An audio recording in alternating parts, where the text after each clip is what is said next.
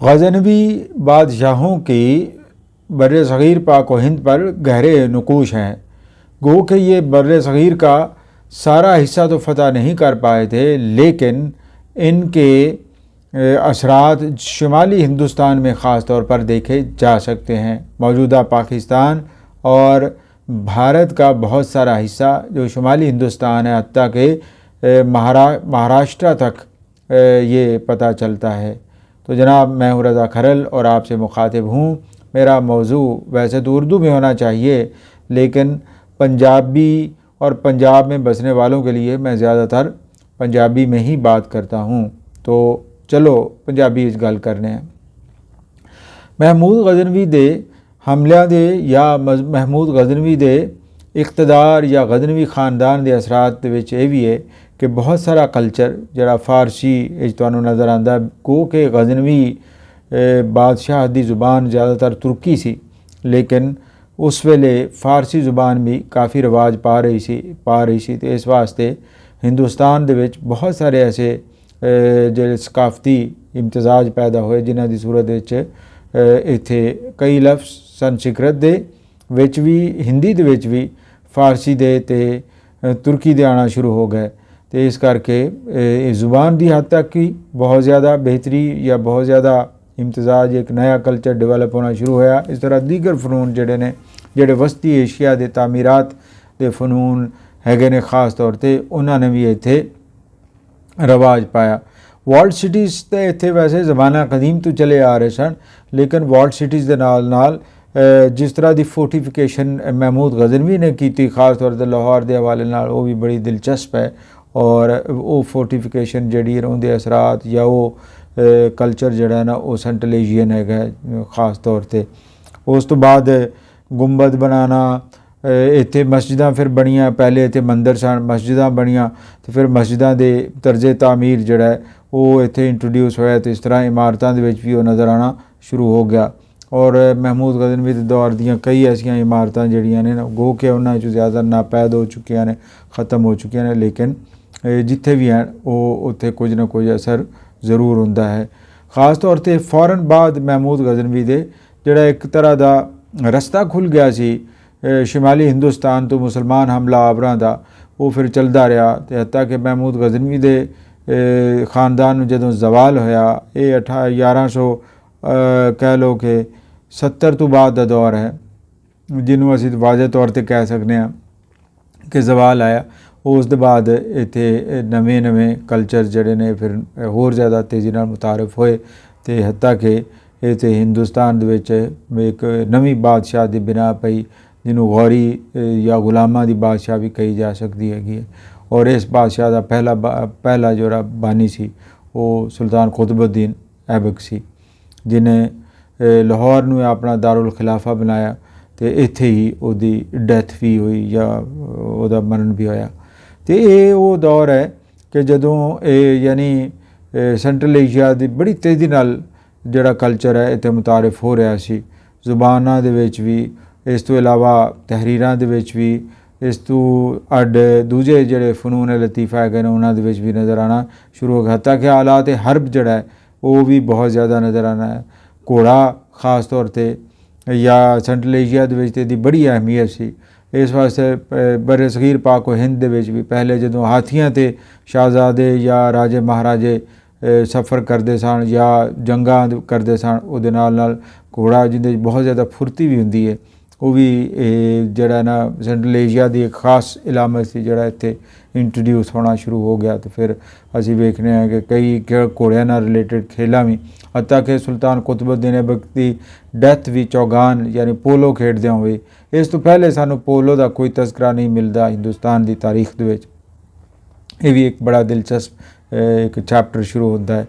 इस तरह होर भी दीगर जड़ियाँ जंगी मशकां वगैरह ने, ये भी उस तरह मनसबदारी निज़ाम जड़ा निज़ाम यानी ब्यूरोक्रेसी ये इन्होंने इंट्रोड्यूस की जड़ी।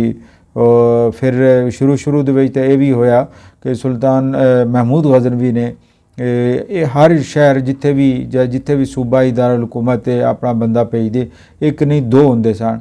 यानी एक फौज का सिपह सलार हुंदा सी ते दूजा ਹੁੰਦਾ ਸੀ, ਕਾਜ਼ੀਉਲ ਕਜ਼ਾ ਜਾਂ ਅਦਾਲਤਾਂ ਦਾ ਸਰਬਰਾਹ ਹੁੰਦਾ ਸੀ, ਔਰ ਦੋਨੋਂ ਅਲੱਗ-ਅਲੱਗ ਹੁੰਦੇ ਸਨ, ਅਖਤਿਆਰਾਤ ਉਹਨਾਂ ਦੇ ਅਲੱਗ-ਅਲੱਗ ਹੁੰਦੇ ਸਨ, ਲੇਕਿਨ ਉਹ ਇੱਕ ਦੂਜੇ ਦੇ ਉੱਤੇ ਉਹਨਾਂ ਦਾ ਕੰਟਰੋਲ ਜ਼ਰੂਰ ਹੁੰਦਾ, ਯਾਨੀ ਇੱਕ ਦੂਜੇ ਨੂੰ ਜਵਾਬ ਦੇਵੋ ਜ਼ਰੂਰ ਹੁੰਦੇ ਸਨ।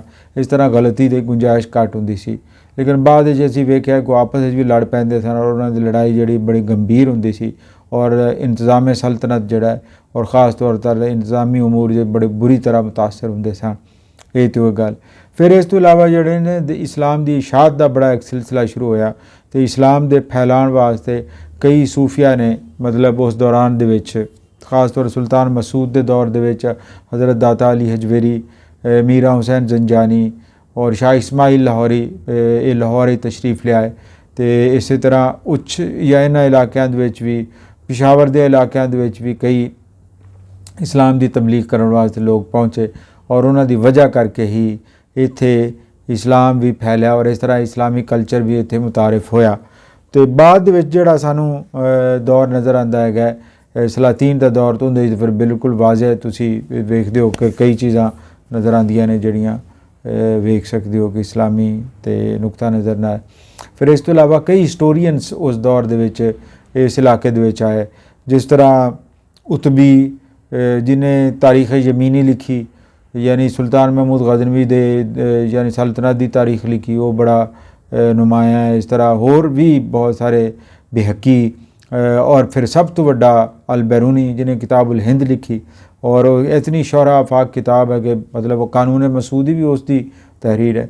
ये वो राइटर्स ने, ये वो हिस्टोरीयनस ने, ट्रैवलर्स ने जिन्होंने हिंदुस्तान के इलाकों का उस वेले दौरा किया जदों कि इतने जात पात थी, और तसव्वुर भी नहीं किया जा सकता थी कि कोई गैर मजहब या बाहर के कल्चर का बंदा इत्थे इन्हां इलाकों आ सकता है, तो फिर लोगों नाल गलबात भी कर सकता है। क्योंकि हिंदुस्तान दे विच एक रिवाज आम सी कि सिर्फ तालीम जिहड़ी ब्राह्मण का काम है, यानी सब तो उच्ची जात जिहड़ी है हिंदुइज़म दे विच उस उन्हां दा काम है तालीम वगैरह, और बाकी लोगों का काम नहीं है। और ख़ास तौर पर गैर मुस्लिम ते शूदर जिहड़े ने उन्हां नूं ते इंज सी कि लफ्ज़ भी ऐसा तालीम वाला सुन नहीं सकदा, और अगर सुने जांदा सी तो उन्हां नूं सज़ा दित्ती जांदी सी। हत्ता कि भी रवायतां हैगियां ने कि उन्हां कन्नां दे विच शीशा पिघलाया जांदा सी। इस तरह नवे शहर भी आबाद होए। उन्हां नवे शहरां दे विचों तुसीं कह सकते हो कि लाहौर दोबारा आबाद होया। सियालकोट के बारे कहा जाता है कि यह भी एक ऐसा शहर सी जिहड़ा दोबारा एक तरह का आबाद, मंदा कोर इहदा नाम सी पुराना, नाल इहदे जिहड़ा कस्बा सी या शहर सी। इस तरह इमनाबाद के बारे कहते कि उस दौर का आबाद होया शहर है। इस तरह होर भी ढेर सारे ऐसे पंजाब के शहर ने या इलाके ने, खासतौर भेरा इत्थे मतलब इत्थे माउंट्स हैगे ने टीले, अगर तुहानूं जाण दा इत्तेफाक होवे भेरा इंटरचेंज तो नेड़े ही तुसीं ये चीज़ां लोकेट कर सकते हो। भेरा सिटी भी बजाते खुद एक वॉल्ड सिटी है, और काफ़ी तारीखी इलाका है। शेर शाह सूरी के दौर की मस्जिद भी उत्थे वाक़ है। यानी तुसीं अंदाज़ा कर लो कि लाहौर तो इलावा लाहौर ऐसी कोई मस्जिद नहीं जी शेर शाह सूरी दौर से ताल्लुक़ रखती हो। एक मस्जिद एक बारे कहा जाता पठानी दौर की है, अकबरी सराय दे जहांगीर के मकबरे दे, लेकिन इस तो हट के सानू कोई ऐसी चीज़ नज़र नहीं आती हैगी। इस तो इलावा इत्थे कई होर यानी उलूम का इश्तराक भी होया, यानी जिस तरह हिंदसा वगैरह जिहड़े ने हिंदुस्तान की ईजाद ने, तो इस तरह सिफर तो इहो जे मैथेमैटिक्स के बहुत सारी तब्दीलियाँ आईयां, बहुत ज़्यादा इरतका होया इस तरह साइंसी उलूम दे विच भी। और बाद के अदवार असीं वेखने हैं कि कई ऐसे बादशाह ते सुल्तान गुजरे ने कि जिन्होंने बाकायदा रसदगाहां भी बनाईयां सन इन्हां तारियां ते सितारियां दी ऑब्जरवेशन वास्ते, यानी माहिरीन फलक रसदगाहां की मदद नाल वो स्टडी करते सन फलकियात नूं भी, और बहुत कुछ यानी अगर तुसी देखो तो नुकसान ये होया है कि हिंदुस्तानियों का कि फाते उत्ते आ गए तो कौम होर आ गई, लेकिन इसका फ़ायदा ये होया कि जिहड़ा इम्तिजाज कल्चरल जिहड़ा इंटीमेसी क्रिएट हुई, और उसके नतीजे दे विच इत्थों का कल्चर जिहड़ा बुनियादी कल्चर होर रिच होया, तो इत्थों की शायरी दे विच होर जान आई, इत्थों की लिटरेचर दे विच होर ज़्यादा एक तरह डाइवर्सिटी आई। और वो डाइवर्सिटी जिहड़ी असीं हुण भी अगर स्टडी करने हैं किताबां, मिसाल तौर पर मेरे को किताब है तबकात नासरी, ये जिल्द अव्वल जिल्द दोवीं है, ये तुसीं अगर पढ़न का इत्तेफाक होवे तो ज़रूर पढ़ो। ये जानू पूरी तारीख के उत्ते एक बड़ा अहम। इस तरह तारीख बेहकी ज़रूर पढ़ो अगर मौका मिलता है तो। तारीख यमीनी ਜਿਹੜੀ ਹੈਗੀ ਉਹਨੂੰ ਪੜ੍ਹਨਾ ਚਾਹੀਦਾ, ਉਤਬੀ ਦੀ ਕਿਤਾਬ ਨੂੰ। ਉਹ ਡੇ ਟੂ ਡੇ ਹੈਪਨਿੰਗਸ ਔਰ ਇਵੈਂਟਸ ਦੇ ਬਾਰੇ 'ਚ ਹੈਗੀ ਹੈ, ਸੁਲਤਾਨ ਮਹਿਮੂਦ ਗਜ਼ਨਵੀ ਔਰ ਗਜ਼ਨਵੀ ਦੌਰ ਦੇ ਬਾਰੇ 'ਚ ਹੈਗੀ ਹੈ। ਆਖਰੀ ਜਿਹੜੇ ਗਜ਼ਨਵੀ ਬਾਦਸ਼ਾਹ ਤਿੰਨੋਂ ਨੇ, ਬਹਿਰਾਮ ਸ਼ਾਹ, ਉਸ ਤੋਂ ਬਾਅਦ ਖੁਸਰੋ ਅਤੇ ਫਿਰ ਖੁਸਰੋ ਮਲਿਕ, ਇਹ ਤਿੰਨੋਂ ਗਜ਼ਨਵੀ ਬਾਦਸ਼ਾਹ ਲਾਹੌਰ ਦੇ ਵਿੱਚ ਹੀ ਮੁਕੀਮ ਹੋ ਗਏ ਸਨ, ਕਿਉਂਕਿ ਇਹਨਾਂ ਦੀ ਜਿਹੜੀ ਸਲਤਨਤ ਹੈ ਅਫਗਾਨਿਸਤਾਨ ਦੇ ਮੌਜੂਦਾ ਜਿਹੜਾ ਗਜ਼ਨੀ ਦਾ ਇਲਾਕਾ ਉੱਥੇ ख़त्म ਹੋ ਗਈ, ਔਰ ਉੱਥੇ ਗੌਰੀਆਂ ਨੇ ਅਤੇ ਸਲਜੂਕੀਆਂ ਨੇ ਬਹੁਤ ਸਾਰੇ ਹਿੱਸੇ ਉੱਤੇ ਕਬਜ਼ਾ ਕਰ ਲਿਆ। ਅਤੇ ਬਾਅਦ ਵਿੱਚ ਅਸੀਂ ਗੌਰੀਆਂ ਦੇ ਬਾਰੇ ਗੱਲ ਕਰਾਂਗੇ, ਲੇਕਿਨ ਹੁਣ ਮੈਨੂੰ ਇਜਾਜ਼ਤ ਦਿਓ। ਤਾਂ ਉਮੀਦ ਹੈ ਤੁਹਾਨੂੰ ਇਹ ਕੁਝ ਬਿਹਤਰ ਲੱਗਿਆ ਹੋਵੇਗਾ।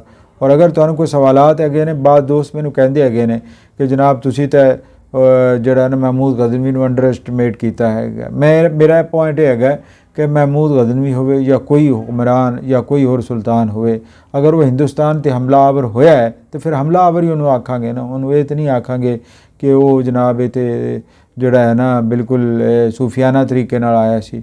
ਜਿਹੜੇ ਸੂਫੀ ਆਏ ਨੇ ਉਹ ਅਲੱਗ ਨੇ, ਜਿਹੜੇ ਹਮਲਾਵਰ ਆਏ ਨੇ ਉਹ ਅਲੱਗ ਨੇ।